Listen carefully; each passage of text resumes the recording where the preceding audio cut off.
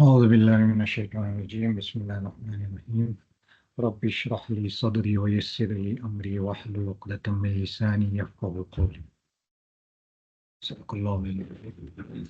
Assalamu alaikum wa rahmatullahi wa barakatuh. We stopped essentially this one ayah, which is how the people of Lut were destroyed. And they've got a unique punishment in that Allah sort of made it such that a kind of a tornado with a whirlwind sort of sucked the people up with the sand and ground they were on, took them up and then kind of dropped them from a height back down and destroyed them. So it was quite a different kind of a punishment that was meted out to them. We also mentioned some of the other ayat in which Surah Lut's story is being mentioned, and we picked up these few words, which are very strong terms used by Allah describing the people. So the first one was al-fahisha, and we mentioned in the second khutbah every Friday, Jummah, there we read this particular ayah which got, indeed Allah enjoins justice, kindness, generosity towards relatives, and yanha forbids. Fahsha is indecency. Here, fahisha means an outrage or an indecency as well. Well, munkar or baghi, like wrong and aggression. So essentially, we are being reminded every Jummah that this is the way we must lead our lives, how to look after relatives and how to lead our personal lives. So fahisha is one term that is describing them. Then in another ayah, it says musrifun. You were like excessive in terms of their sexual lusts for other males in preference over females. Then, as almost like a retort to Lut, they told him to please keep quiet because you are carrying on like you are overly like pure. You are yatatahharun, not just tahara, which is cleanliness, but you're going overboard with your cleanliness concept by telling us to stop our homosexuality. Then in another ayah it says qawmun adun, which means a transgressing nation. In other words, someone that goes beyond the bounds of normal decency. Al-mufsidin, which is mufsid, fasad is someone who corrupts things, right? Corrupts something that is essentially pure. So male, female, human relationship is essentially a pure one, but when we try and divert from the natural cause of things, we corrupting that relationship. It's yafsukun as well, which is from fasik, which is you are committing transgressions. And the last one was qawmin mujrimin. Mujrim is a guilty or a criminal person. Now, if you put all these 4, 6 adjectives together, you get quite a pronounced, very well articulated concept of how Allah feels about these relationships, and we need to be aware of it. Okay, then how many genders are there for human beings? In the case of the Quran is very clear. This is the verse from Surah Al-Hujurat. We created you as a male or a female and made you into nations and tribes from there, obviously through marriage. And so you may know one another, not that you may despise each other. So essentially the male and female role in society is to complement each other. And both are a source of comfort and companionship throughout life. And essentially, even the basic family structure is based on this particular relationship between a man and a wife in a marriage sort of context. Right? And in terms of the Arabic language, also, if you look at pronouns like huwa, here, he, she, hum, hunna, they, them, those, when they are used for people, it's very clear it's either a he or a she. However, when we're describing objects in what we come across, like names of places or a book or a pen or a car or weather or whatever, like ordinary nouns, they are also treated as either a male or a female. Although in English we use the word it to say it is a hot day instead of saying the weather, which is male, is a hot day, right? So essentially, it's quite clearly demarcated that for human beings, it's either he, she, they, or them, and for other objects, it can be it. Okay, then I want to link up this to something that's very current and relevant today, which is the Basic Education Laws Amendment Bill, this Bella Bill, which President Ramaphosa just signed into effect in September. Now, we've got a history in this country. We've come to apartheid, and there's a lot of apartheid era legislation that has to be changed in terms of how schools are run in South Africa. So the South African Schools Act, SASSA Act, needed some changes, and this is what this particular bill is doing. It's improving things. Some of the key provisions I'll just mention is the grade R has become compulsory. They're revising the admission and language policies which were used to keep some people or some races out of certain schools, addressing how school disruptions and discipline should be handled, regulating school homeschooling, and generally it's just strengthening governance, school governing bodies, etc. So it's a very good piece of legislation. And the way laws work in South Africa is that people, as citizens, all of us have a right and a way to influence what is passed or not passed in South Africa. So, alhamdulillah, that phase has passed because 13th September was the final thing, and they now passed it to Parliament. So now they're in the election phase.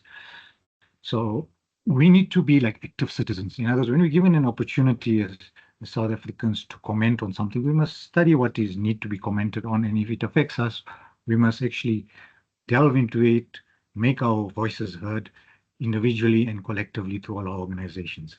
Now, having said that, unfortunately that time has passed, but we can still get involved going forward.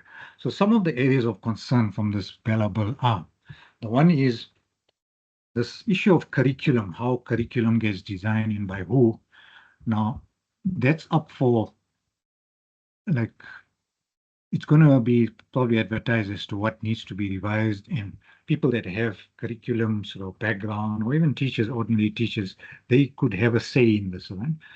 Now, the whole idea is that because we live in South Africa, we're a multi-plural society, multi-faith society, so there are people that are believers of a God or gods, and there are others on the other side that are either atheists or agnostics. Now, there's a room and a space for everybody in South Africa under this broad thing, right? This bill itself. Now, all these different segments of society, whether it's faith-based communities or individuals, me and you have a place to serve and to do something for the future of South Africa, where we who have strong religious sentiments should also voice our when it comes to what curriculum should be designed, what should be included, what should not be included, what grade should it be included, all of that. Right? So, and sometimes you're not standing alone, because if you look at other faith communities like Christians, Jews, and even Hindus and others, essentially we talk of humanity. There's a lot of goodness that's in all faith groups or faith communities, and we need to form alliances with these people to make our voices heard. Because if we don't, on the other side, we have the atheistic people, the very liberal-minded people that can sway things. They can put in there things that they want to see, which is part of the broad umbrella of inclusivity, which is also necessary. But we need to have our say so that there's a balance in all these things. Right? So this is what we must get involved in, the curriculum development. It's going to take a prime place over the next 6 months, because by the end of next year, the books are going to be published. In the next year, the books are going to be rolled out and implemented in schools. So this is one key area we need to get involved in. In other areas of concern is just that parents who fail to ensure their child is in school may face jail, abolition of corporal punishment, which is both in the school as well as in homes. Also about abortion on demand, and literally the bill is allowing teachers or even learners to opt for an abortion without their parents even knowing about it. Right? So I don't know how comfortable you feel about it, but there's some issue there as well. Now, if you look at the other ones that align to the Bill of Rights now, anyone who fails to comply with any regulations of the minister is going to be guilty of an offense. Right? So if a teacher, say 2 years' time when the new curriculum is out, and he or she refuses to teach one segment of the curriculum, you are going to be guilty of a offense and liable to conviction or imprisonment and all the rest of it. Right? If you look at the Constitution Bill of Rights, Section 24 says everyone has a right to an environment which is not harmful to their health or well-being. So here if you look at gay rights, right? The environment in the school or the environment in the university or in the workplace, everywhere it must be conducive to a gay person working, as well as somebody who believes in a God working side by side.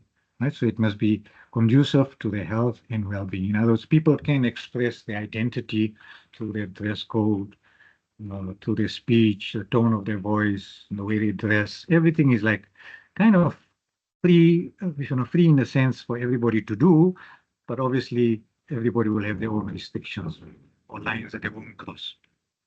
Second one is about healthcare services, including reproductive healthcare. Now, this is about the services that are going to be offered to our hospitals, clinics, and the like, but also about having the facilities to do sex change operations. For instance, if somebody elects for that kind of surgery to be done to their body, right? He's a male and he wants to become a female. The healthcare system has got to make provision for such a thing. And in terms of services, there's a university in Johannesburg, of private university. They've got unisex toilets. In other words, one toilet for both males and females. Now, imagine this is there already, and whether you like it or not, and if you want to use a toilet, you just got to use the one toilet that's available for both sexes, or for all genders, right? So it's coming to that as well. And imagine if now that unisex thing creeps into high schools and even goes down to primary schools. And with the rape, the statistics of rape in this country as being as high as it is, it's going to be really an issue in the future. Right. The last one is about a right to private and family life. So the privacy of each citizen is respected. So your personal information is respected. Your medical records are also respected. No one is supposed to broadcast somebody else's medical records, and all doctors and everybody has to be, this whole thing has to be dealt with in a confidential and privacy kind of mode. So these are just a few areas of the Bella Bill that could be problematic, and we need to get involved in whichever way we can while there's still time to do that. Right, so today we have this challenge of the gay pride movement becoming mainstream, where queerness is becoming more acceptable. And the majority of us ordinary human beings are now being made to feel that, why you're not accepting us? We need to accept them, right? Which is fair enough. Then the children are going to get influenced through the Bella Bill, which we've talked already. The textbooks are going to be produced. It's also important. Now, the reality is that we're living in South Africa, where we've got one of the best constitutions in the world, and religious rights have been protected. And we need to ensure that they are given prominence, even when there's a dominant paradigm of liberalism and atheism that's now beginning to seep into our society, right? So it's a religious, irreligious kind of, not only debates, but it's happening in society, right? Now, if you look at the taglines of Nike and Sprite, one says just do it, the other one just says obey your thirst. In other words, do as you please. Because in a liberal kind of context, in that worldview, if there's no afterlife, there's no belief in a God, then actually there's no consequence. We can do as we like, as much as we want to, and nobody can stop us from doing it. That's where liberal societies are at the moment. Now, once we believe in monotheism, which is all of us as Muslims, and Islam or Muslim comes from the word submission, aslama, right? Allah, when we submit, we are saying that Allah is the source of all injunctions that regulate our lives in all facets, right? So if we believe that and we confirm our Islamicness or Muslimness, then we need to obey and practice every precept of Islam. So Islam is total submission in your heart, in your mind, in your soul, and in your body. In other words, every dimension of your life is covered by the fact that you have submitted to the will of Allah and to His overarching, belief in the fact that He is the sovereign. All right, so if you look at two hadith from the famous collection of the An-Nawawi's 40 hadith, the one says, if you feel no shame, then do as you wish. Right? In other words, the shame and morality is the cornerstone of Islam. And if you don't have that haram, sharam, and haya in your life, then actually you can just do it as you please. I mean, just carry on, do whatever you want. Right? The other one is also the hadith says, yes, Allah has set limits, so do not overstep them. He has forbidden something, so do not violate them. And He has remained silent about some things out of compassion for you, not forgetfulness. So don't go after those things that are the mutashabihat, things that you don't need to know. But as far as the first two things, the limits, the Sharia, please obey it and abide by it. And what is forbidden, what's halal and haram, follow it to the T. Okay. Now, what's happening today is we have a lot of NGOs with large budgets that's pushing these liberal agendas. And like you have sometimes state capture, and you have, literally state agencies and security agencies trying to overthrow governments and putting people that are more to align to them. They are even doing this even in the budgets and in the knowledge and in the school systems and the universities curriculums that they're pushing these liberal agendas. And if they got budgets and you and me who might want to get involved but can't get, we don't have the money to back us, whose voices will get heard is these NGOs, and they will, institute whatever they want to. Secondly, we've got a problem from Disney Plus, right, which is from Hollywood itself, where they're capturing children from an early age, making them feel comfortable about a boy kissing a boy or a girl going out with a girl, and confusing people about their genders, and subtly also building in, that you can rebel against your parents, and parents can't tell you what to do, and you have the right, and you're an individual, and you're a thinking person, and you can do as you please, right? Then we have the mainstream press. I mean, just recently in the Sunday Times this last week, as well as, I look at Daily Maverick and others as well. All this kind of thinking, thoughts, dressing, fashion, looks, matching voice, all that is coming in all the time. We've been bombarded from all sides of this movement, right? Then the one thing that even those that are encouraging people to think differently about your sex and your roles, they don't talk much about the harmful effects of undergoing any sex change operations, right? Which actually are permanent, and you cannot undo it.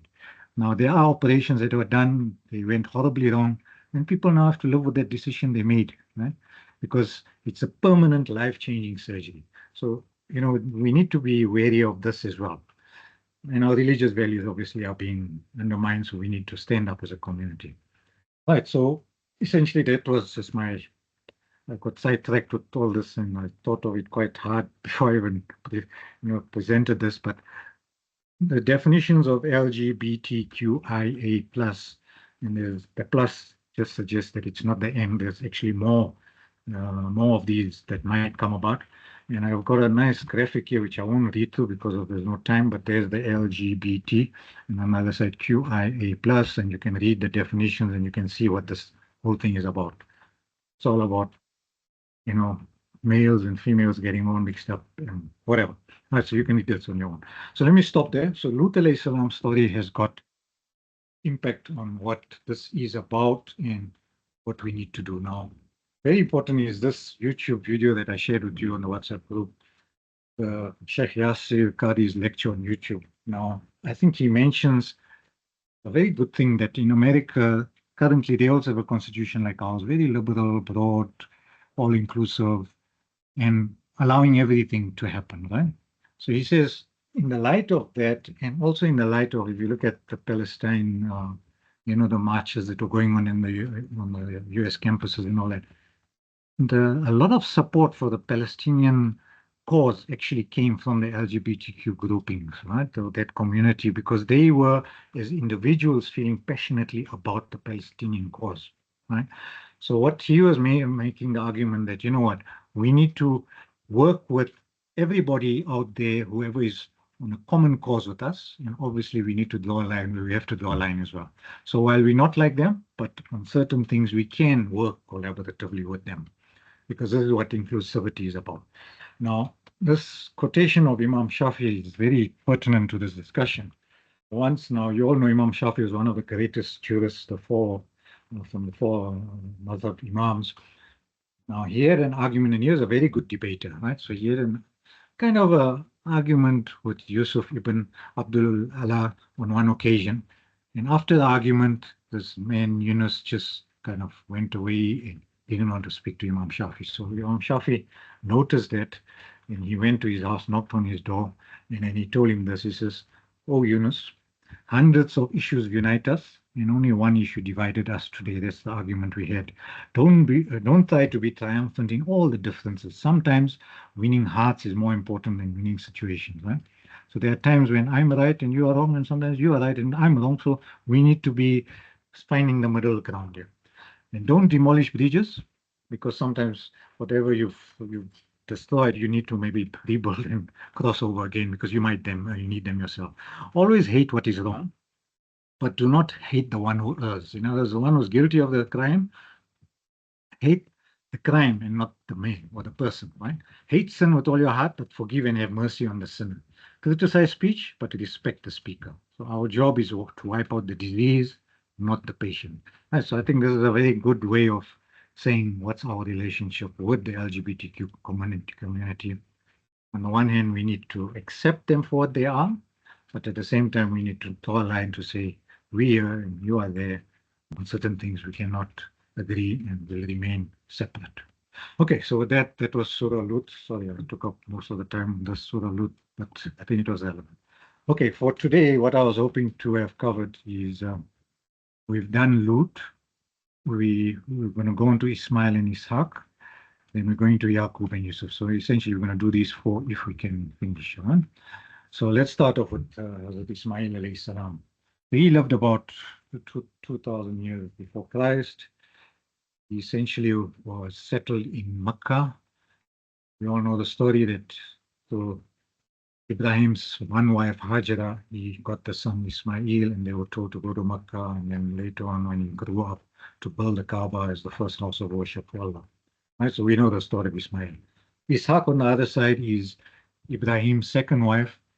Rather, his first wife was Sarah, and the second wife was Hajara. So, through this particular relationship, at a very old age, some say they were both like in the 90s or 100s when an angel came with the good news to tell Ibrahim and Sarah that you're going to be blessed with a son at this age, and that son happened to be Ishaq, and Ishaq became the leader of one group of prophets, and that line of these descendants is Yaqub and Yusuf and the other prophets of the Banu Israel. Okay, now if you look at Ishaq, he's buried in the Masjid al-Khalil in Hebron. So he's buried in this picture, the one just behind the light, so on the right-hand side.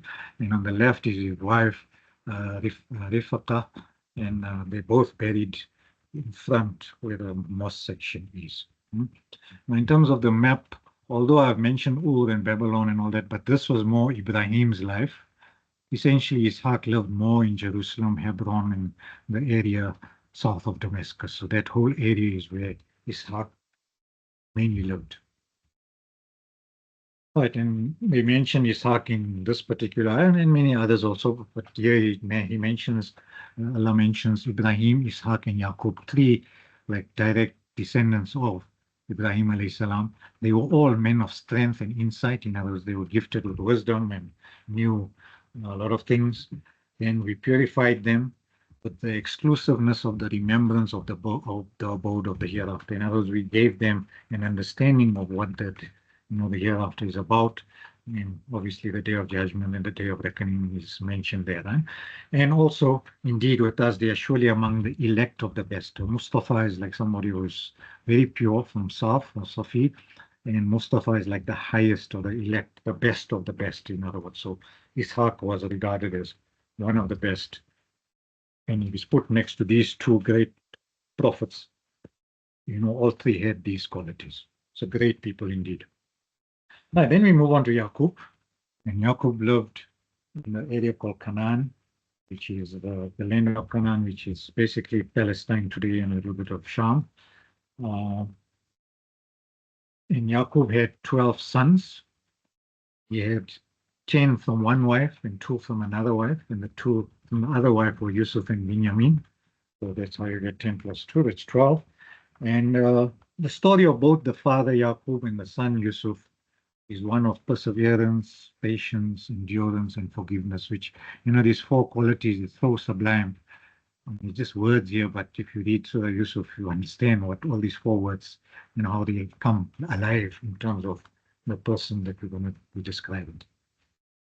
Now, one thing I need to say is that although there's 27 direct references of the name Yusuf in various parts of the Quran, but there's an actual surah called Surah Yusuf, which has 111 ayat.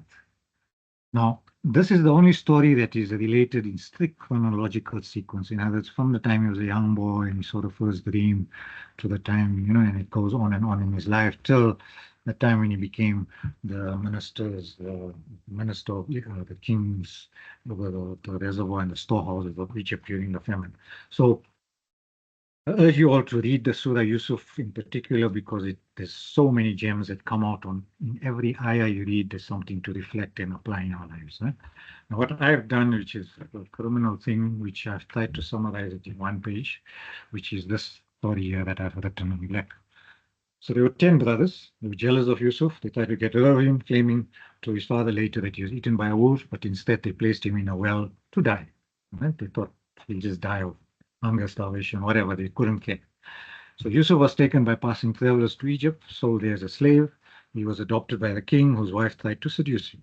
Now you can imagine this is a young boy, probably early teens, one of the most beautiful prophets ever to have graced the earth is actually Yusuf in terms of physical beauty.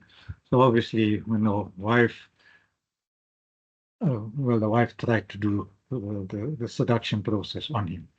But obviously, him being a prophet and guided, divinely guided, he turned back and ran away. And as they were coming out, they met the king just at the door, and then his innocence was proved. But for the safety of the queen and the queen's honor, they said, you know what, let's put him in jail, let him spend a few days until this whole story, passes by.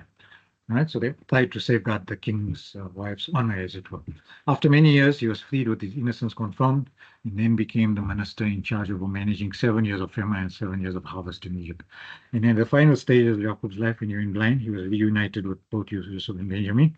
And Yusuf's dream of the 10 stars and the moon and the sun prostrating to him became a reality when his parents were reunited with him in Egypt.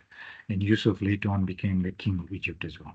Right, so I've condensed this in a few words, almost like ChatGPT here, giving you a 50-word summary of a story that runs into thousands of words and amazing story. So please read the full one.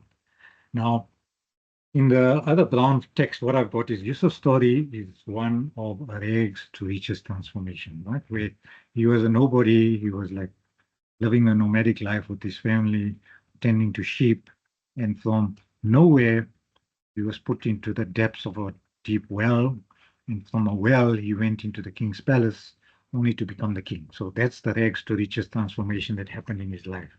Right?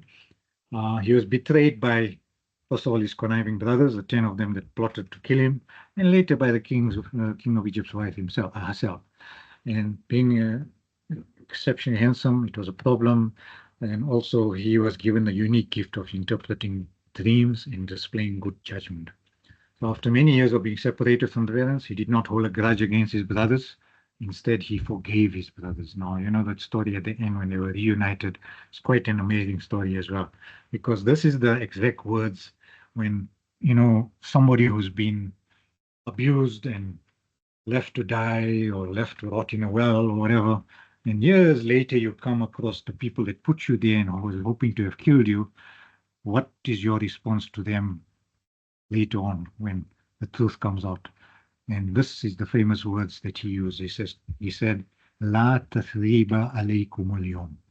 There'll be no reproach, there's no vindictiveness, there's no, eye for an eye, you did this to me then, now I'm going to put you in jail. Nothing of this. So he just simply said, you 10 brothers, you're welcome to come to the palace, live with us, we're a family, forgive the past. So an amazing quality of forgiveness coming out from Yusuf's side for his brothers that were guilty of all this. Then the other one is 2 lessons from Yaqub alayhi salam's story. All these years when he didn't know what happened to Yusuf, and he just thought that the wolf had eaten him because that's what the brothers claimed that it did. He lived all those years of separation, 20, 30, 40 years. We're not sure what was the exact years. But he had one thing. He had yaqeen that Allah will reunite them, that Yusuf was still alive. And he always used to tell his sons, the other sons, sabrun jamil. Right? Patience is grateful and graceful. And only somebody who's deep in Iman will have this kind of, acceptance and show sabr of this magnified sort of way that you can experience it. Man. Then also, just before he was reunited, he kept as a precious possession that torn little shirt that little Yusuf used that last day when he saw him. which the brothers, mixed with a bit of blood of sheep and came to the father and said, you know what, the wolf ate him, and here's sign that the shirt is torn and there's blood on it, so the wolf did eat him. There's proof. So in any case, the Prophet Yaqub kept this shirt, and it was reaching a time in his old age where he actually literally went blind through crying for the son, longing for his son. Huh? And just before, when the last time when the brothers go to get their goods, from the family, they went with the caravan, and Binyamin was also in Yusuf's side and living with him for that one night. So they came back, and then it all emerged that the sons had they realized that this is Yusuf and this is his brother Binyamin, and they were wrong and all the rest of it. But in any case, when this caravan now had to go back and break the news to Yaqub alayhi salam to say, you know what, Yusuf is still alive. But before the caravan could even come, he was telling the people there where he was in Canaan that La tayasu min rawhillah, that no one despairs of Allah's mercy except one who doesn't believe in Allah. Right? So he had hope till that very last moment. And then when the sons came back with that jersey, the shirt rather, in blood, and put it over his face, he just immediately, his eyesight got restored, and he was happy as he ever was. Right? So these are the three important qualities we learn from the story. There's many, many more. Please dig those out yourself. But I thought forgiveness is one, Sabrun Jamil is other, and La tayassum min ruhillah. Because no matter how much difficulty me and you go through in life, take comfort what Yaqub went through, and the fact that he still had hope and he was optimistic that he would be reunited, and he was actually reunited. All right, so brilliant story. I think I summarized it too much, but this is the one-page summary. All right, let's move on to Ayub alayhi salam. Now, here's a story that we don't know anything about the people that he preached to and the message he came with, but because he was a prophet, he was a chosen human being. Right? Now, this is a unique story in that this prophet underwent personal challenges and his faith was tested to the core. Right? So in his younger life, he was wealthy, he owned large tracts of land, many livestock, many servants, and everything, all this wealth and position and status, everything was taken away from him. Huh? Then they say he went to a period of bad health. Right? Even his good health was declining, and all his 14 children that he had all died. But with all that, he remained grateful to Allah. Now look at the years here. Right? Here we said he lived for about 120 years. So for like 80 years were the good times in his life. Right? But post 80, obviously people do get old and can't walk and can't this and can't do that easily. So his body also deteriorated, but what remained alive in him was his heart and tongue remained steadfast in prayer and dua and salah and zakah and all the rest of it. Right? And his wife, who remained with him throughout his 80 years of good health, asked him to make a prayer for the return of good health after suffering ill health for the mere 7 years. So she couldn't bear it. Right? So and he did make the dua, but at the same time, she couldn't handle it and she left him, but came back after he recovered through a miracle of Allah. So only what we know about him is not so much the people he preached to, but it is his wife that let him down, maybe perhaps in his older years. And the fact that his faith was challenged to the core. He endured so many personal hardships, difficulties upon difficulties.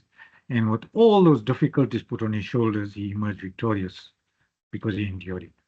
Right, and they say that even at that old age, he was after that blessed with 28 healthy children in old age. So this is another miracle that Allah, on the one hand, can take children away, and then if He wants to bless you, He can give even more than what He took away from you. Right?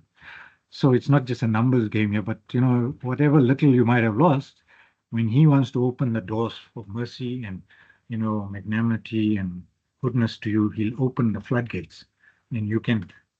As sick as you might be, you can become healthy. Whatever you might have lost, you can regain. If you have a wife you might have lost, you might have got her back or even got somebody better, whatever. There could be any kind of scenario playing out after we go through hardship in life. And this is the story we learn from Ayub alayhi salam. So in his story, he was based in Bethania, and Adum, essentially around Palestine, north of Jerusalem and south of Jerusalem. So he lived in the one and in the other. I think is where he was recovering, and he, with his leg, he wanted water, and Allah created water as well from a well that he could actually drink from and recuperate from the sickness. But maybe we've got time for one last one. Shuaib. Shuaib alayhi salam. Now he was sent to a thriving business community in Midian. And what this community was famous for, they were dubious in their business dealings. When they measured, they gave short measure. When they sold goods, they hid the fact that some were defective and sold it nevertheless without telling them it's defective. And they also had the crime of ambushing caravans, like Lut alayhi salam's people, right? Demanding fees for the safe passage of that caravan to go through the area. And on top of being wealthy and conniving and criminal and all that, they said they wanted to use their wealth in whichever way they please. In other words, you, Shuaib, don't tell us how to spend our money. It's our money. Right? Now, even that concept that Allah blesses you, it's not your money per se. And if He wills, He can just take it away from you anytime. Wink of an eye, it can be all gone. Right? So don't tell us, about how to spend our money because we earned it in their minds. And also don't tell us about being upright and straight because these were just through and through corrupt people, right? They worship nature, and that is why in the Quran they also referred to as Ashabul Aika, or companions of the woodlands. There was a lot of trees in this particular area just south of Tabuk, and they lived there and they believed in the trees as the god of whatever. Right? So what Shoaib's message was simply be fair, be just, earn an honest living. And to that, what the people mentioned or what they came back with was they threatened to stone him, in other words, kill him by stoning, and would have done so had he not been part of that clan, right? The people that he was actually living with. They even call him a liar. They finally banished him from Midian, like many other prophets who banished from their own houses before. And then the punishment followed, which was clouds spewing fire on them. So they were wiped out. Now look at what Shuaib actually did. He took on the crimes of the day, which is dubious business practices, ambushing caravans, operating crime syndicates. It's a continuous battle. Until today, this is the jihad we have to fight in all our lives, in all our communities, whether it's in South Africa or in America or anywhere else in the world. Essentially, there's all this evil sets in every society, and it's endemic in every people. So with that, I think we can stop with Shuaib, and let's stop with والعصر بسم الله الرحمن الرحيم والعصر إن الإنسان لفي خسر إلا الذين آمنوا وعملوا الصالحات وتواصوا بالحق وتواصوا بالصبر.